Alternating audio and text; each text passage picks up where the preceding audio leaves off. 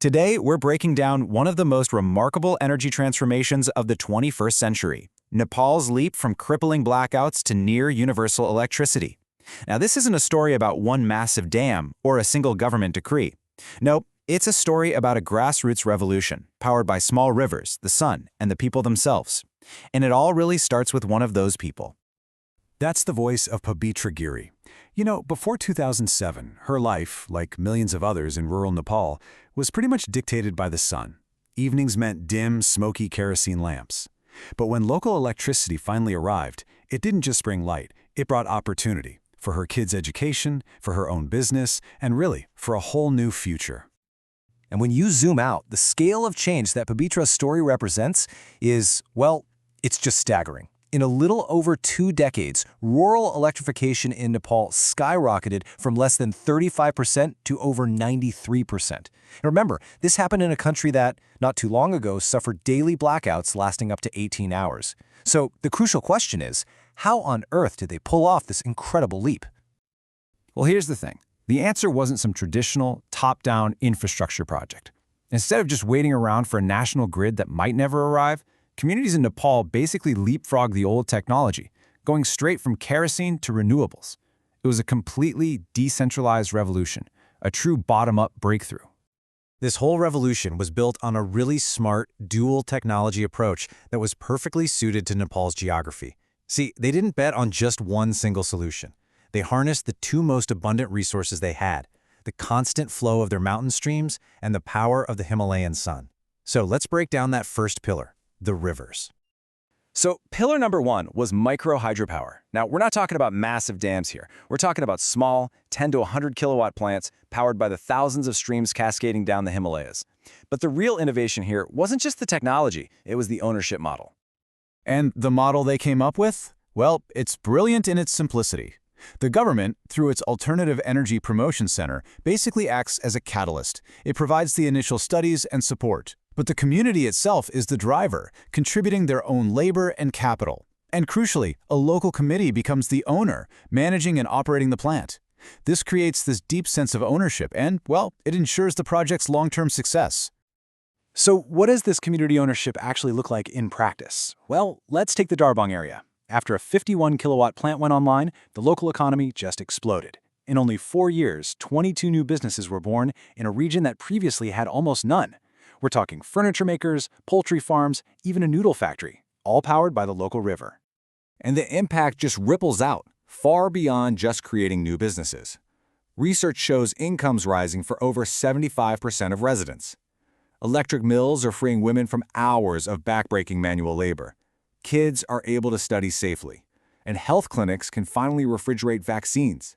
You see, this was never just about turning on a light bulb. It was about transforming society from the ground up. But, micro-hydro needs rivers, and obviously, they aren't everywhere. So, for the most isolated plateaus and remote peaks, Nepal turned to its second pillar, the sun. Solar power offered the ultimate flexibility to reach all the places the rivers couldn't. And the real beauty of solar is just how scalable it is. You can fit the solution to the need. It can be a single panel to light one home, a mini-grid to power an entire school, or a solar water pump to completely transform a farm. And this led to some really fascinating innovations, like something called agrovoltaics. The system cleverly raises solar panels high off the ground so you can actually grow crops underneath them. In the Tingarhe village pilot project, for example, one installation now provides electricity, pumps clean drinking water, and creates a new source of income from agriculture. It's a triple win: energy, water, and food security all at once. But as these decentralized systems flourished and started popping up everywhere, a really strange and unexpected problem started to emerge. The old national grid, which was slowly expanding, started reaching villages that already had their own power. So a conflict was brewing. Would these new local grids be made obsolete? And that threat, well, it actually forced one of the most important policy innovations of this entire energy journey. Instead of just letting these 2 systems compete with each other, they decided to make them collaborate. The solution they came up with was just so elegant. They developed technical standards that would allow these community-owned micro-hydro plants to connect directly to the national grid. So now, villages could use the power they needed and sell their surplus back to the nation. It turned a local liability into a national asset.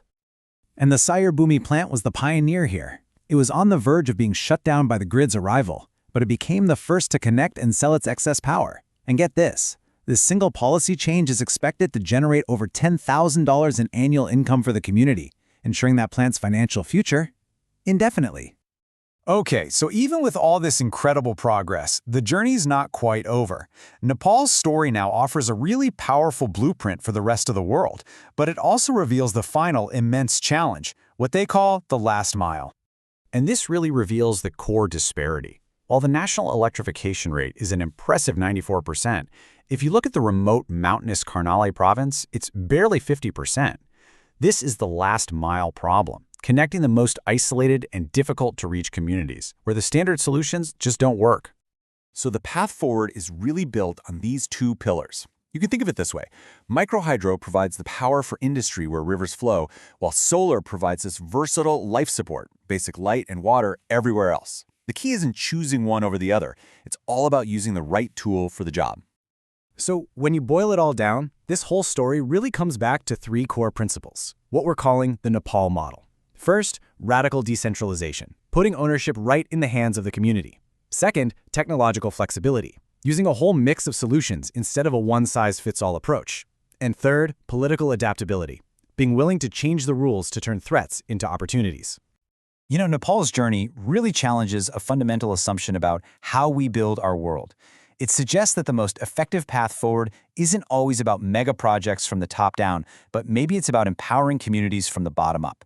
And that leaves us with one powerful question to think about: is the future of energy truly local?